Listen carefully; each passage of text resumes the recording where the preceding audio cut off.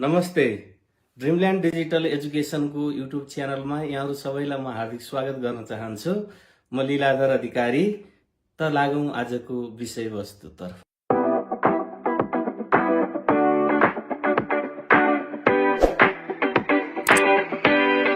लागत र लागत वक्रहरू अर्थात् कस्ट एन्ड कस्ट कर्व्सको बारेमा सरल भाषामा अध्ययन गर्दैछौँ। यदि तपाईँ कक्षा 11, 12, बिबिए, बिबिएस वा प्रतियोगी परीक्षाको लागि तयारी गर्दै हुनुहुन्छ भने यो भिडियो तपाईँको लागि निकै उपयोगी हुनेछ। यदि तपाईँहरू विद्यार्थी हुनुहुन्न र लागत वक्रको बारेमा बुझ्न चाहनुहुन्छ भने पनि यो भिडियो यहाँहरूको लागि निकै इन्फर्मेटिभ हुनेछ। त्यसैले भिडियो अन्तिमसम्म हेर्नुहोला र भिडियो मन परेमा लाइक, सेयर र सब्सक्राइब गर्न नबिर्सनुहोला। त सबैभन्दा पहिला बुझौँ लागत र लागत भनेको के हो। सरल भाषामा भन्नुपर्दा उत्पादनका साधनमा लागेको खर्चलाई नै हामी के भन्छौँ त भन्दा लागत भन्छौँ। अब एउटा चित्रको माध्यमबाट बुझौँ। यहाँ देखाइएको छ उत्पादनका साधनहरू। अर्थशास्त्रीय दृष्टिकोणमा परम्परागत दृष्टिकोणमा उत्पादनका साधनहरू चारवटा हुन्छन्: भूमि, श्रम, पुँजी र उद्यमी अथवा सङ्गठन। भूमि भनेको यो जग्गा भयो। जग्गा जमिन मात्रै नभएर भूमि अन्तर्गत प्रकृतिले निःशुल्क रूपमा दिएका सम्पूर्ण उपहारहरू भूमि अन्तर्गत पर्दछन्। यस अर्थमा नदीनाला, वन जङ्गलहरू पनि भूमि अन्तर्गत पर्दछन्। श्रम अर्को भयो। यो मानिसले मात्र गर्न सक्छ। मानिसले गर्न सक्छ श्रम। श्रम एउटा उत्पादनको सक्रिय साधन पनि हो। त्यस्तै गरेर पुँजी अन्तर्गत पैसा मात्रै नभएर मानव निर्मित सम्पूर्ण उत्पादनमा योगदान गर्न सक्ने साधनहरू पुँजी अन्तर्गत पर्दछन् र यिनै तीनवटा साधनहरूलाई एकत्रित गर्ने अथवा संयोजन गर्ने काम उद्यमीले गर्दछ र यसबाट उत्पादन प्रक्रिया सम्भव हुन्छ र त्यही उत्पादन बिक्री वितरण गरेर प्राप्त गरेको आय यिनै उत्पादनका साधनहरूका बीचमा वितरण हुन्छ र बाँकी रहेको नाफा उद्यमीले आफ्नो पुरस्कार स्वरूप प्राप्त गर्ने गर्दछ। अब विस्तृतमा बुझौँ लागत भनेको के हो। उत्पादनका साधनहरू अघि जुन चित्रमा देखाइएको थियो, भूमि, श्रम, पुँजी प्रयोग गरे बापत तिर्नु पर्ने मौद्रिक मूल्यलाई लागत भनिन्छ। आधुनिक दृष्टिकोणमा व्यक्त लागत र अव्यक्त लागत दुवै समेटिन्छन्। व्यक्त लागत भन्नाले उत्पादन प्रक्रियामा उद्यमीले बाहिरबाट ल्याइएका उत्पादनका साधनहरूको लागि बेहोर्नु पर्ने खर्च हो भने अव्यक्त लागत भन्नाले उत्पादन प्रक्रियामा उद्यमीले आफ्नै स्वामित्वमा रहेका साधनहरू यदि प्रयोगमा लगाएको छ भने त्यसको लागि लाग्ने लागत चाहिँ अव्यक्त लागत अन्तर्गत पर्दछ। उदाहरणको लागि कपडा कारखानामा कच्चा माल कपास धागो प्रयोग हुन्छ। मजदुरहरूले, श्रमिकहरूले त्यहाँ काम गर्छन्। त्यस्तै गरेर बिजुली लगायतको अन्य खर्चहरू हुन्छ। यी सबै लागतहरू हुन्।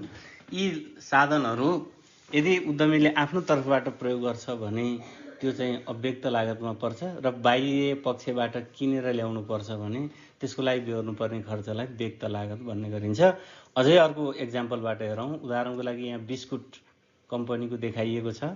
यहाँ यो फिनिस गुड, तयारी वस्तुको रूपमा बिस्कुट उत्पादन हुनको लागि यहाँ चिनी लगायतका अन्य मेटेरियलहरू, त्यस्तै गरी मैदा लगायतका अन्य कुराहरू र मेसिनहरू, यसको लागि चाहिँ बिस्कुट उत्पादनको लागि मेसिनहरूको प्रयोग गर्नुपर्ने हुन्छ र यिनै साधनहरूलाई प्रयोग गरेर बिस्कुट उत्पादन हुन्छ र यही आम्दानी यसैलाई बेचेर आम्दानी प्राप्त गरिन्छ र त्यो आम्दानी यही कच्चा पदार्थहरूको लागि, श्रमिकहरूको लागि मेसिनको मूल्य, भाडा लगायतका कुराहरूमा तिरिन्छ र बाँकी रहेको नाफा उद्यमीले जोखिम वहन गरेको पुरस्कार स्वरूप लिने गर्दछ।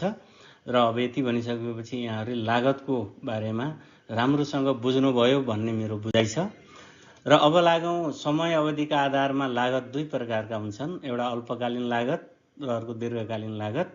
अल्पकाल भनेको त्यस्तो समय अवधि हो जुन समय अवधिमा उत्पादनका केही साधनहरूलाई हामी परिवर्तन गर्न सक्छौँ,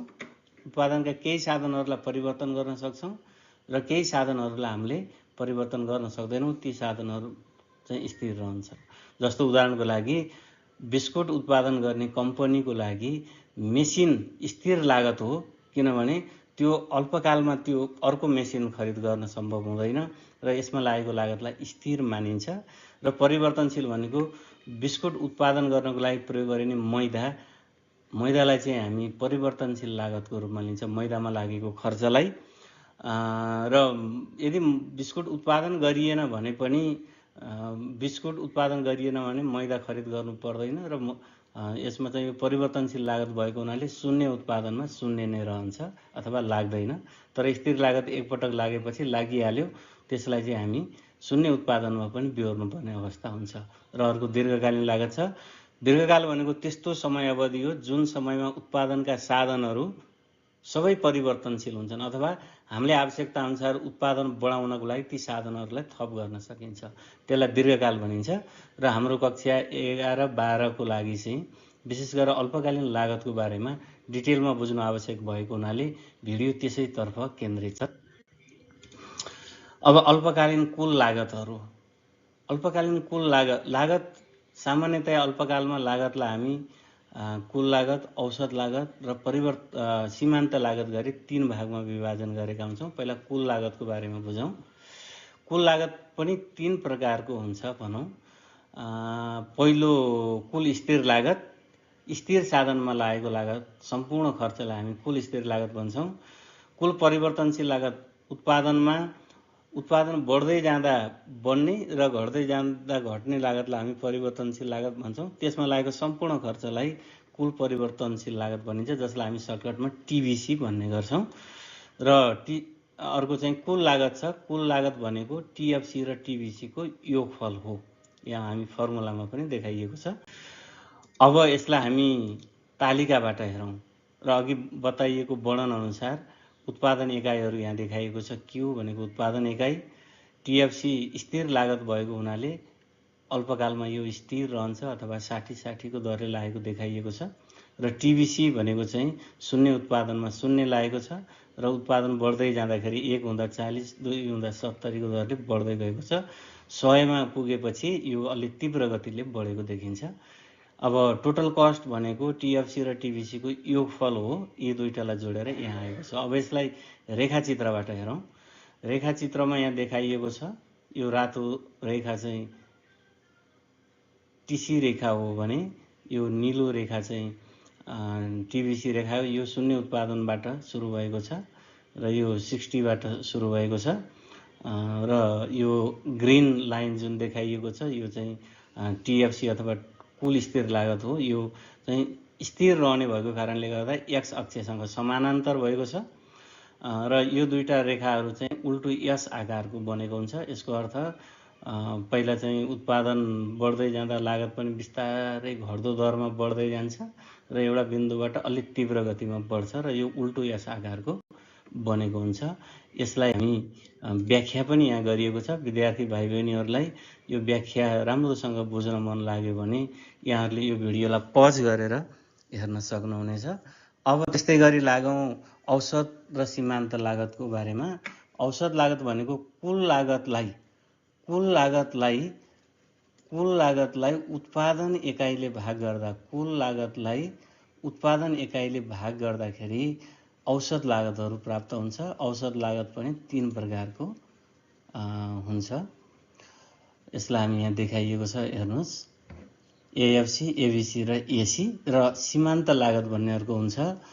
सीमान्त लागत भनेको के हो भने उत्पादनको थप 1 एकाइ वृद्धि गर्दा कुल लागतमा हुन जाने थप लागतलाई सीमान्त लागत भनिन्छ। यो अर्थशास्त्रको अत्यन्त महत्त्वपूर्ण अवधारणा हो सीमान्त लागत। यसलाई अर्को शब्दमा अन्तिम इकाइ उत्पादन गर्दा थप हुने लागत भनेर पनि भनिन्छ।